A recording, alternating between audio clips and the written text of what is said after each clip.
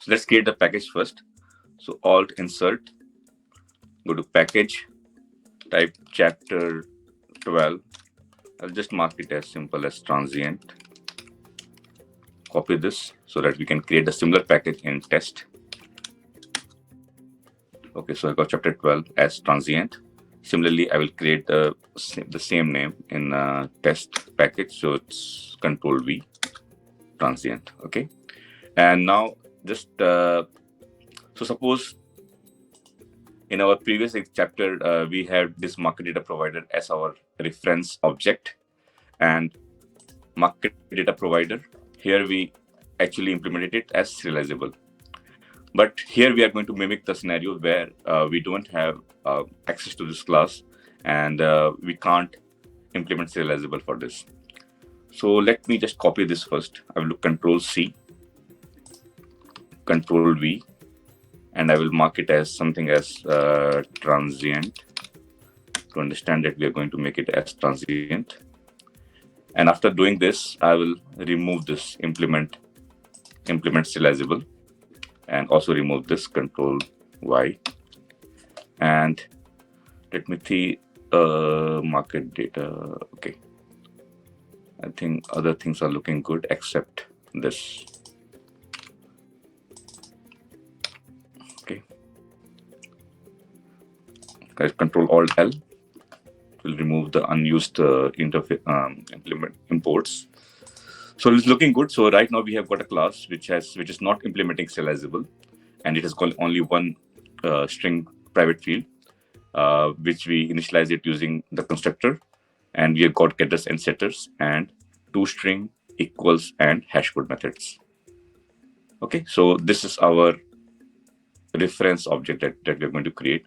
Now, again, let me copy the previous chapters, this one, and so it would be Control C again, Control V, and again market data with transient. With transient fields, something like this. Transient fields, okay. Okay, so it will implement serializable, but I will not use the previous class number. So I'll remove the serial version UID and then Alt Enter for the warning. It will create a constant field for me now.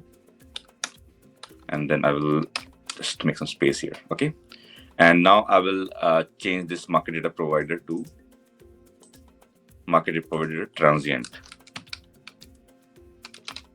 Okay. And then I will just do a Control Alt L to remove any. Okay. Now let me remove all the getters and setters and write a fresh. Okay, let me remove this. Okay. So we have got all our string long Boolean and double.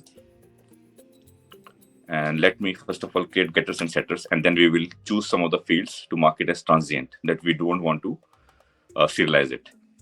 So first of all, let me press Alt insert and getter and setter.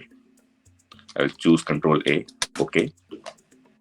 So getters and setters are created now. Similarly, I will also create Alt insert toString method. Okay. Control L. Let me go back to the top. So I'll mark these three private fields as transient. One Boolean, which is for the last price, and similarly I just copy this and put it for a Boolean value, which is for level 1 data, and of course this reference field as transient. So let me make it separate. Okay. So these three fields, right? So we have marked it as transient now, which means that once we serialize it, it will be not serialized. These fields will not be serialized, and the remaining fields here, this all will be serialized. And once we deserialize it, the double would be coming back as default value of 0D, and level 1 would be coming as false, and this would be coming as null. So let's write the unit test case to assert that.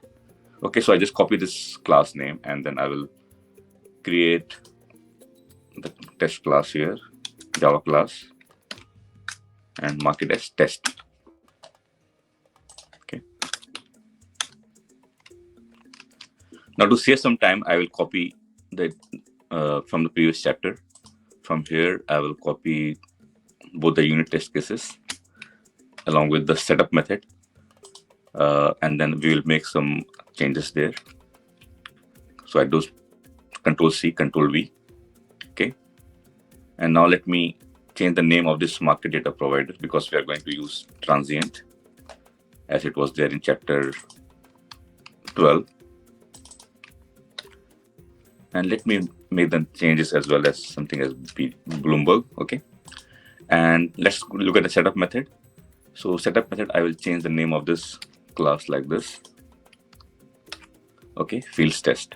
And now test basic lines for Java with transient fields.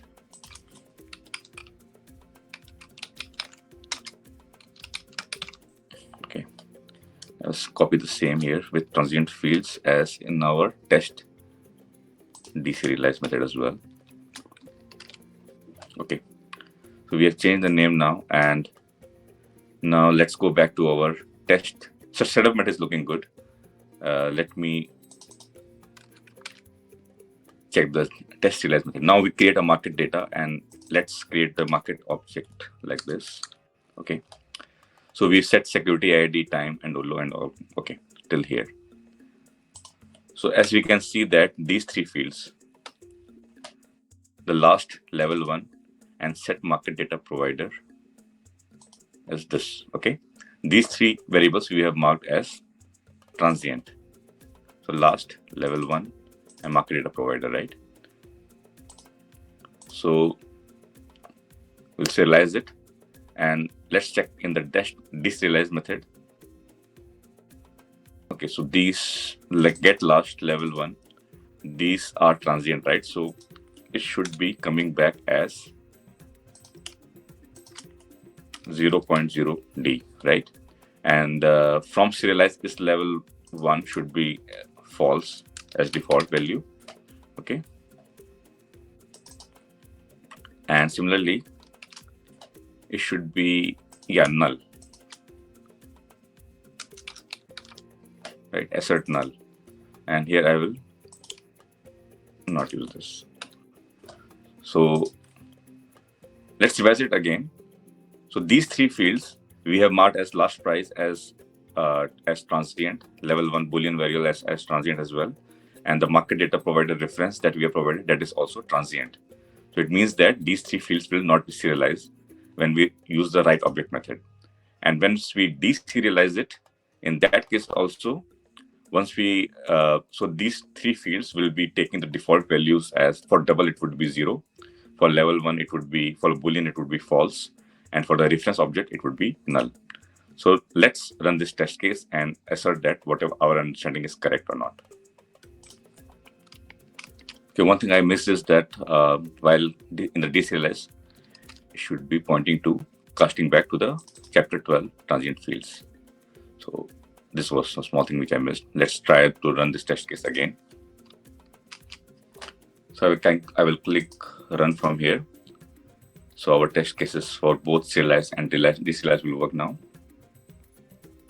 It's running. Okay, as we can see that both the test cases worked well. So our understanding was correct that once we mark these three fields as transient and serialize it, it will not be serialized. And once we deserialize it back, it will take the default values. So guys, this was all about chapter 12 using transient keyword. In the next video, we'll cover chapter 13, which is using write object and read object methods to control the Java serialization process. So see you all in the next video.